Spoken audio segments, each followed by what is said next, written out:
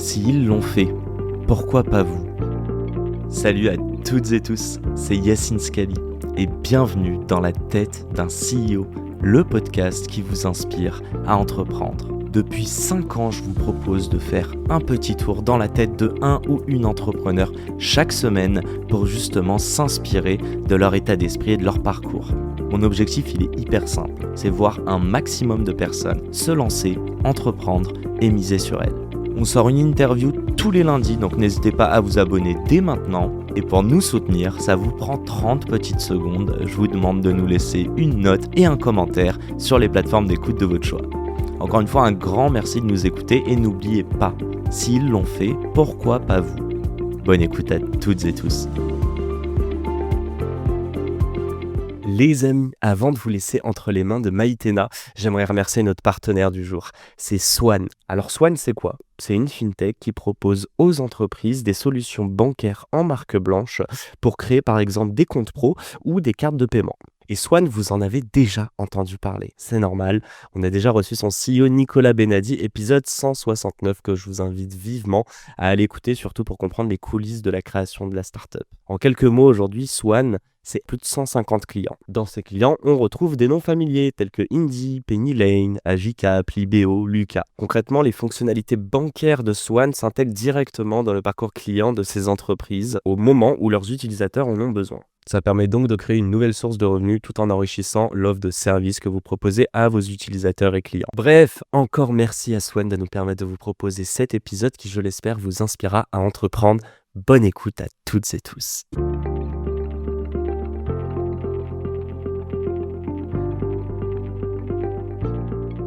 J'aime faire plus que parler. Je pense que j'espère avoir... Je me définis pas là. J'allais dire j'espère avoir ma place, prendre ma place dans la société. Ok, en tout cas c'est ta vocation. C'est une envie vraiment d'être utile au et collectif. Dire impacter la société. Impacter, j'ai pas cette prétention-là, mais être utile, oui. Mais tu parles de rite, on a parlé un petit peu de culture. Moi, je fais le lien évidemment avec que ça soit Mesdames Productions comme Mesdames Médias. Il y a cette idée de créer aujourd'hui quelque chose qui soit beaucoup plus gros que toi. Et quand je dis moi, j'ai toujours... Oui, absolument. Moi, j'ai cette chance. Publique. C'est une chance. J'ai toujours travaillé au service de choses plus grandes que moi. Ça veut dire des idées. Et je crois beaucoup aux politiques, moi. Je pense que... Ah ouais, ok. Ah oui, je pense donc que la chose publique, c'est quelque chose de très important. Je pense que je n'ai pas de mépris pour la classe politique comme c'est communément partagé. Je pense que tout le monde n'est pas parfait, mais qu'il y a des gens extraordinaires dans ce milieu-là. La politique, c'est ce qui change nos vies. On fait comme on veut, mais à la fin, c'est ça qui change nos vies, c'est rien d'autre.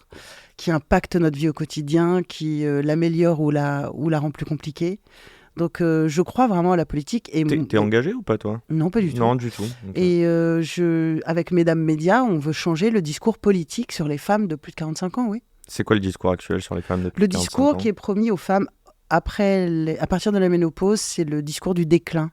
Un homme qui a 50 ans, c'est un homme qui a augmenté. Un homme qui commence à avoir du gris sur les tempes, il est plus sexy. Ouais, on dit ça. Tu vois ? Non, mais c'est le récit de la société. C'est pas les hommes dire. contre les femmes, c'est le récit de la société. Un homme de 50 ans, il est augmenté de tout ce qu'il a traversé, de ses expériences. Il est plus grand, il a eu des échecs, mais c'est une force pour lui, etc. Une femme de 50 ans, c'est la fin de tout ce qu'elle a été. De fait, puisque ce qu'on attend d'une femme, c'est qu'elle soit jolie et qu'elle fasse des enfants. Et qu'elle soit gentille aussi. Et qu'elle soit docile. Et 45 ans, c'est trop. 45 ans, t'es obsolète, tu peux plus faire d'enfants. Tu vieillis, donc paraît-il, t'es moins jolie. Si tant est que tu l'aies été un jour, ou si... Enfin bon, bref. Et Tu l'as ressenti, ça, toi ? Là, on parle de la société, mais toi, à titre perso, les 45 ans, tu les as passés, tu les as ressentis Oui, tu sens que tu passes ailleurs. De toute façon, c'est symboliquement extrêmement fort de te dire que tu ne peux plus faire d'enfants. Même si tu n'en veux plus, c'est un truc qui est un rendez-vous donné à toutes les femmes. Donc, c'est un moment dans la vie qui est assez singulier, oui, bien sûr. J'allais utiliser le mot petit deuil, mais je sais pas si c'est le beau truc. Ah, pas du tout, non. Non, c'est pas un petit deuil au fond de toi quand tu te dis non, ça. Non, c'est juste que tu changes de fonction. Et tu peux le. Je pense que certaines le vivent comme une perte, comme un deuil. D'autres peuvent se sentir libérées. Ok. Et il y a pas de, et on peut passer de l'un à l'autre, et ça peut changer dans la journée. Et enfin, voilà, c'est pas, il y a plusieurs manières de voir le monde. Et le récit des femmes après la ménopause est un récit uniquement privatif, de perte, de moins, de rien, d'entrer dans un long tunnel qui mène jusqu'à la mort en silence. Alors que, ben non, entre 45 et 65 ans, on est quelque chose comme 11 millions au travail. On n'est pas en train de dépérir en déprimant, en fait. Il faut arrêter ce récit des femmes. Même après 65 ans, ça. Non, mais je dis juste oui, les femmes actives Ok. au travail, et après 65 ans, on peut être hyperactive, et 70 ans, etc. Et on ne peut pas faire un lot des femmes de 0 à 45 ans et le lot de 45 à 95. En fait, je n'ai rien à voir avec la femme que je vais être à 95 ans. Rien. Est-ce que la télé est un reflet de la société ? Tout est un reflet de la société. Est-ce que ce dont on est en train de parler, les femmes, est-ce que tu revois avant tes 45 ans des choses que tu as entendues à la télé et sans t'en rendre compte à l'époque, ça t'avait, hérissé les poils. Mais moi, beaucoup de choses me hérissent, pas tout, mais beaucoup de choses me hérissent les poils à la télévision. Si je me suis mise à travailler sur l'actualité, pour faire la matinale, quand j'avais 45 ans, c'est justement pour pouvoir rester, pour pouvoir continuer d'avoir un job. Je savais que si j'étais animatrice, en tout cas dans mon esprit, je ne sais pas réellement ce qui se serait passé, mais dans mon esprit, j'approchais des 50 ans et on allait me lourder. Parce que je n'avais pas d'exemple. Il n'y avait personne qui restait au-delà de cet âge-là comme animatrice. Comme journaliste, un peu plus. Aujourd'hui, ça a changé, faut le dire. Okay. Mais ce n'est pas parce que ça a changé qu'on y est arrivé, tu vois. Attends, voilà. Je te pose la question, mais juste des animatrices, pas des journalistes, de plus de 50 ans il n'y en a pas beaucoup. Ok, ouais, j'allais dire qui, enfin, je sais. Il n'y en a pas beaucoup. Ok. Il y a, je lui dis ça a changé. Il y a Karine Le Marchand, il y en a un petit peu quand même. Mais... Genre le Grand Journal a jamais mis de femmes. Où ils ont mis je me souviens plus. Des femmes où à la présentation du Grand Journal. Ah moi. C'est tout. Ouais. Donc il n'y avait pas de référentiel. Non, j'ai été la première à faire une matinale qui est en télé, qui est un job un signal de puissance. Ok. J'ai été la première. Donc non, il y a un vrai sujet avec les femmes, et il y a un sujet avec les femmes plus âgées. Et il y a un sujet avec les femmes pas forcément jolies. C'est induit pour tout le monde qu'à la télévision, il faut être jolie. Pourquoi ? Il y a des mecs super moches qui passent à la télé. C'est clair. Mon talent à moi, des noms, là, ou pas ? mon talent à moi, ça peut être joli en fait. Non, bien sûr. C'est fou quoi de. Est-ce que ça a nourri ? Est-ce qu'on peut parler de colère ? Oh non. Non, pas de colère. Non, moi j'ai pas D'abord, j'ai pas le goût du malheur. Aucun goût pour le malheur. Ça a nourri une émotion quand même. Quelle qu'elle soit. Oui, bien sûr, okay. Mais comme j'ai pas le goût du malheur, moi je fais. Ok. Si ça me plaît pas, j'agis.